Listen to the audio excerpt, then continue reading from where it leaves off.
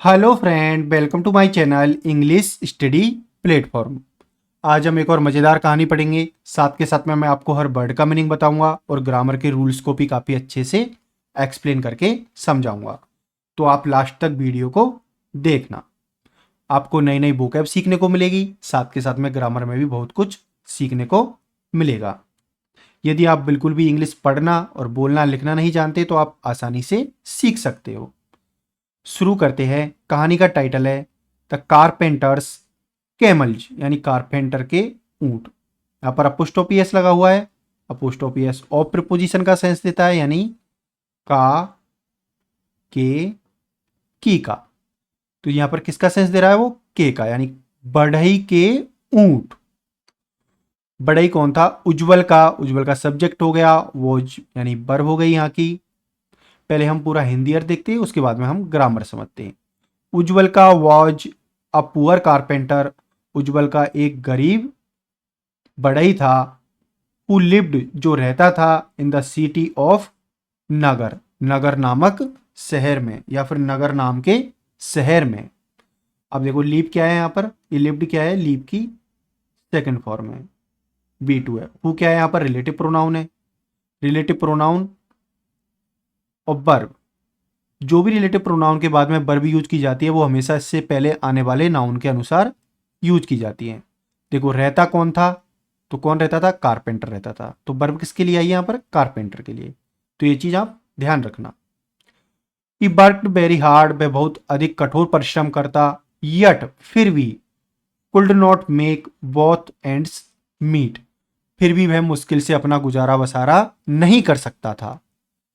देखो, make both ends meet पूरा एक आइटम होता है। इसका मतलब होता है मुश्किल से अपना गुजारा बसारा कर पाना, या फिर मुश्किल से अपना खर्चा चला पाना।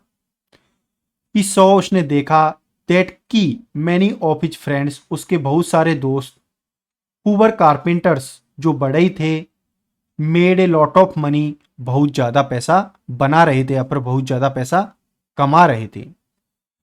अब ग्रामर समझते हैं इसकी। ये सी की सेकंड फॉर्म है, सो। मैनी यहाँ पर डिटर्मिनर है, जिसके बाद में प्लूरल नाउन का यूज किया जाता है। हु क्या है यहाँ पर?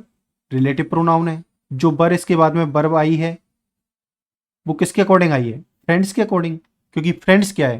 प्लूरल नाउन है। और मैंने आपको बताया था रिलेटिव प्रोनाउन हमेशा जो भी वर्ब, जो भी नाउन इससे पहले आती है उसके अकॉर्डिंग अपने पीछे वर्ब को लेता है।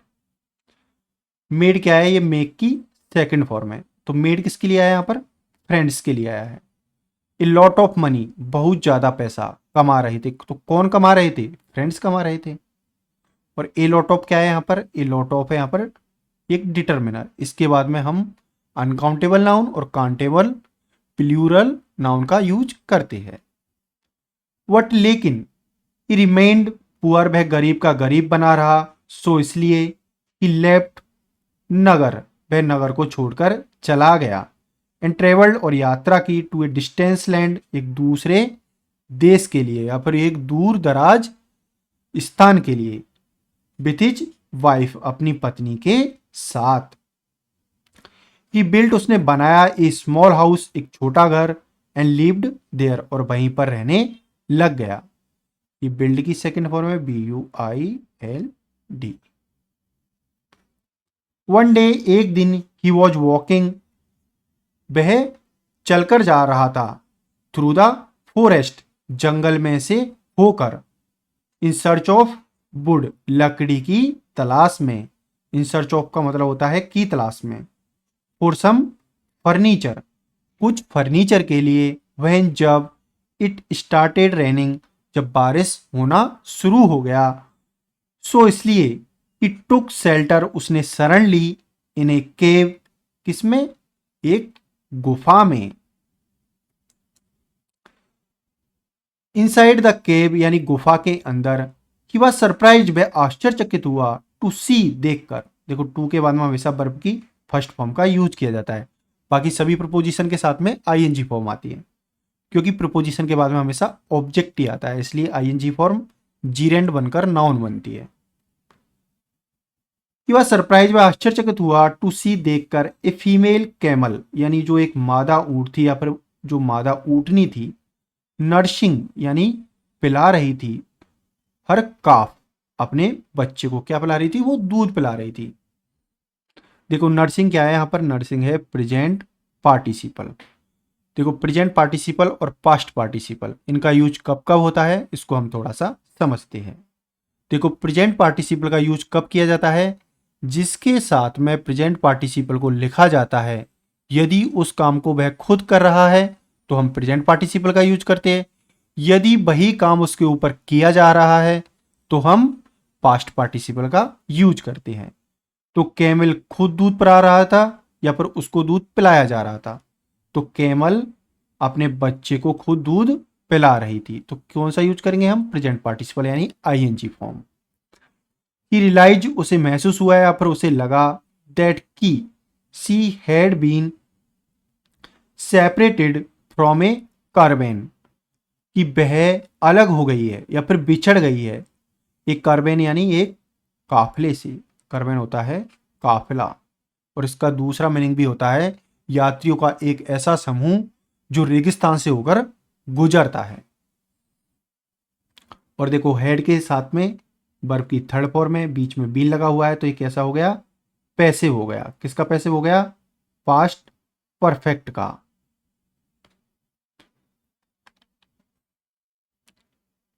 ही टुक पीटी ऑन द कैमल, उसने ऊंट पर दया दिखाई, एंड हर काफ और उसके बछड़े पर, एंड टुक और ले गया, देम यानी उनको, होम यानी घर।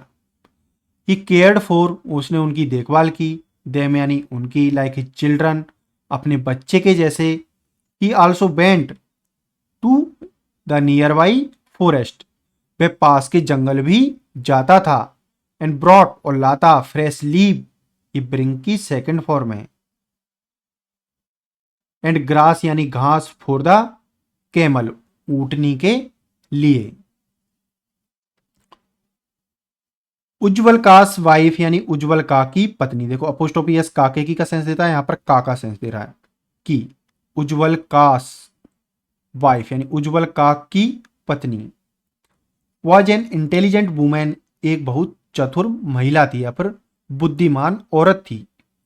वन डे, एक दिन, सी हैड एन आइडिया, उसे एक विचार आया, एंड और टोल्ड हर हस्बैंड, उसने अपने पति को बताया, ही कुल्ड सेल, वह बेच सकता है, सम ऑफ द कैमल्स मिल्क, ऊंटों का दूध, यानी वह कुछ ऊंटों का दूध बेच सकता है, एंड मेक और बना सकता है, सम मनी यानी कुछ पैसा या फिर कमा सकता है। देखो एंड यहां पर एक कंजक्शन के रूप में यूज हुआ है, तो यहां पर कुल्ड के बाद में सेल यूज किया गया है, ये वर्ब की फर्स्ट फॉर्म यूज की गई है। तो यहां भाई हम कौन सी यूज करेंगे, वर्ब की फर्स्ट फॉर्म, क्योंकि मेक किसके लिए आ रहा है, यहां पर ही के लिए आ रहा है। जब हम एक ही सब्जेक्ट के लिए दो वर्ब का यूज करते हैं तो हम जो सेकंड वर्ब होती है उसके साथ में कभी भी हेल्पिंग वर्ब को नहीं लिखते हैं, तो ये चीज आप ध्यान रखना। तो यहां पर कुड को नहीं लिखा गया है, जैसे he could sell some of the camel's milk and could make, तो यहां पर कुड को हटा दिया गया है क्योंकि वो ही के लिए ही यूज हो रहा है। He was thrilled with the idea, वह उस विचार को सुनकर बहुत ज्यादा खुश हो गया या फिर रोमांचित हो गया, यानी उसका रोम रोम खुश हो गया। एंड सून और जल्द ही, made a lot of money, बहुत ज्यादा पैसा कमाने लगा। ये मेक की सेकंड फॉर्म है, ये ध्यान रखना, ये वर्ब की फर्स्ट फॉर्म है। वन डे, एक दिन, ही थॉट यानी उसने सोचा, क्या सोचा, ये थिंक की सेकंड फॉर्म है, THINK। इफ यदि, वन कैमल यानी एक ऊंट, can bring so much money, यदि एक ऊंट इतना ज्यादा पैसा कमा सकता है, हाउ मच मोर, कितना और ज्यादा, वुड आई अर्न, मैं कमा सकता हूं, इफ यदि, आई वॉट, मैं खरीदू, ये बाई की सेकंड फॉर्म है। मोर कैमल यानी और ज्यादा ऊंट, एंड सोल्ड और बेचू देयर मिल्क यानी उनका दूध। देखो अभी थोड़ा आप प्रोनाउन के बारे में समझते हैं। देखो ये ही है, ही का यूज किसके लिए करते हैं हम? जब मेल हो लेकिन सिंगुलर हो। और सी का यूज कब करते हैं हम? जब फीमेल हो और कैसा हो? सिंगुलर हो। और दे का यूज कब करते हैं हम? किसी के भी लिए, लेकिन किसके लिए? जब भी प्लूरल हो। सो इसलिए ही टोल्ड, उसने बताया, हिज वाइफ अपनी पत्नी को, अबाउट हिज प्लान्स अपनी योजनाओं के बारे में, टू बाई यानी खरीदने के लिए, मोर कैमल्स यानी और ऊँटों को, दैट डे उस दिन, ही वेंट वह गया, टू द मार्केट यानी बाजार, एंड बॉट और खरीदा, टू मोर कैमल्स दो और ऊँटों को, एट टाइम पास्ट समय जैसे जैसे गुजरता गया, ही हैड मैनी कैमल्स उसके पास में बहुत सारे ऊँट थे, एंड हैड केयर टेकर्स और उनकी देखभाल करने वाले भी थे, और ईच वन प्रत्येक के लिए, ईच का मतलब होता है एक एक के लिए, अलग अलग से उनकी देखभाल करने वाले थे। द केयर टेकर्स जो देखभाल करने वाले थे, वर अलाउड यानी उनको अनुमति थी, टू ड्रिंक यानी पीने की, कैमल्स मिल्क ऊँट के दूध को, ट्वाइस ए डे दिन में 2 बार। ही ऑल्सो प्रोमिस्ड उसने वादा भी किया, द केयर टेकर्स यानी देखभाल करने वालों से, 1 कैमल एवरी ईयर यानी एक ऊँट हर साल। उसने क्या वादा किया था कि वो उनको एक ऊँट हर साल देगा, लेकिन कब देगा? इफ यदि, दे डिड देयर वर्क यदि वो उनका काम अच्छे से करेंगे। देखो ही किसके लिए यूज हुआ है यहां पर? ही हुआ है यहां पर किसके लिए यूज हुआ है यहां पर बताइए? उसके लिए यूज हुआ है यहां पर उज्ज्वलका के लिए। उज्ज्वलका क्या है? मेल है और सिंगुलर नाउन है। लेकिन दे किसके लिए यूज हुआ है यहां पर? दे यूज हुआ है केयर टेकर्स के लिए। केयर टेकर्स भी क्या है? नाउन है एक, लेकिन कैसा नाउन है? प्लूरल नाउन है। द कारपेंटर यानी जो बढ़ई था, वाज हैप्पी यानी खुश था, विथ हिज सक्सेस अपनी सफलता से। द कैमल्स यानी ऊंट, रेगुलरली यानी हमेशा या फिर लगातार। वेंट यानी जाते, to the nearby forest यानी पास के जंगल में, एंड एट और खाते, ये ईट की सेकंड फॉर्म है, ई ए टी की। फ्रेश ग्रीन लीव्स यानी ताजी हरी पत्तियां, एंड ग्रास और घास। दे ऑल्सो प्लेड वो खेलते भी थे, इन द वाटर यानी पानी में। एंड रीच्ड और पहुंच जाते, होम यानी घर, जस्ट बिफोर डार्क अंधेरा होने से ठीक पहले। जस्ट बिफोर का मतलब होता है ठीक पहले। हाउएवर लेकिन, यहां पर देखो ऑफ लगा लेना, ये of, one of the young camels. देखो वन ऑफ के बाद में हमेशा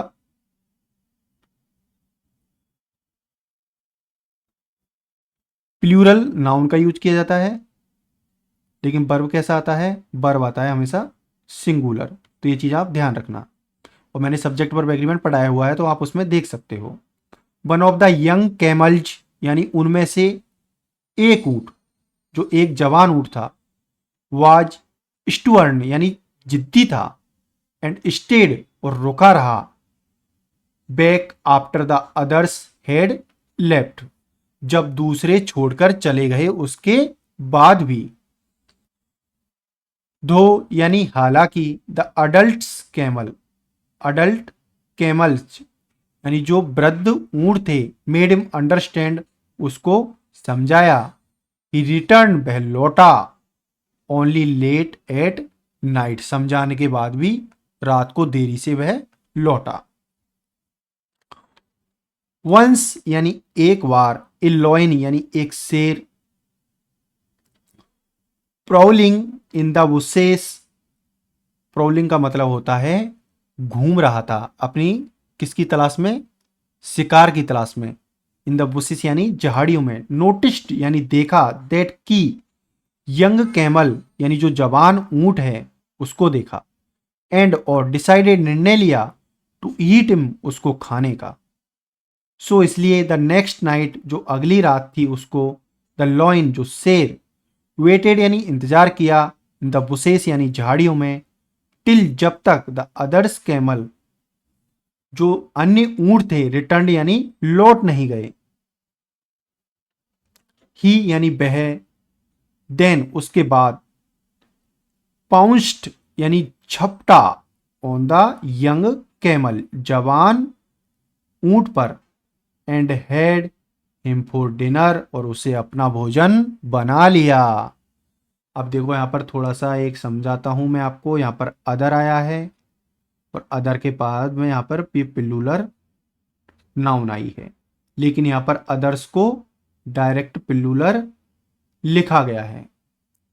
देखो प्लूरल नाउन का आना क्यों आई है, जब भी अदर के बाद कोई भी नाउन आए तो वो हमेशा कैसी आती है, प्लूरल। ये आप ध्यान रखना। जब अदर खुद अदर्स लिखा जाता है तो ये किसका फंक्शन करता है, ये एज ए प्रोनाउन।